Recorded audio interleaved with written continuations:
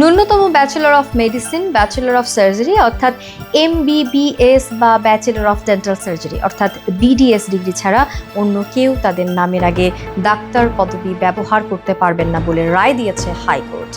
12 March এই মর্মে রায় দিয়েছেন হাইকোর্ট। 13 মার্চ থেকে আইন ভঙ্গ করে অন্যরা ডাক্তার পদবি ব্যবহার করলে আইন অনুযায়ী ব্যবস্থা নেওয়ার নির্দেশ দিয়েছেন আদালত। রায়ের পর জানা গেছে আদালত 2013 সালের রিটের পরিপ্রেক্ষিতে জারি করা রুল খারিজ করে দিয়েছেন, আর 2024 সালে করা রিটের একাংশ খারিজ করে দিয়েছেন, যেখানে আইনকে চ্যালেঞ্জ করা হয়েছিল। Diploma in medical faculty DMF ডিগ্রিধারীদের নামের আগে ডাক্তার ব্যবহারকে কেন্দ্র করে প্রায় এক যুগ আগে করা রিটের শুনানি শেষে হাইকোর্ট জানায়, অতীতে যারা ভুল করেছে তাদের জন্য নয়, তবে আগামীতে যারা নিয়মের লঙ্ঘন করবে তাদের বিচারের মুখোমুখি হতে হবে। এর আগে 2010 সালে ডিসেম্বরে বাংলাদেশ মেডিকেল ও ডেন্টাল কাউন্সিল আইন হয়।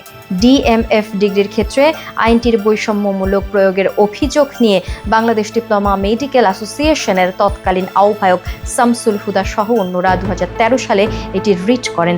ওই আইনের 29 ধারার বৈধতা নিয়ে বাংলাদেশ ডিপ্লোমা মেডিকেল অ্যাসোসিয়েশনের সভাপতি ও সেক্রেটারি গত বছর অপর একটি রিট করেন।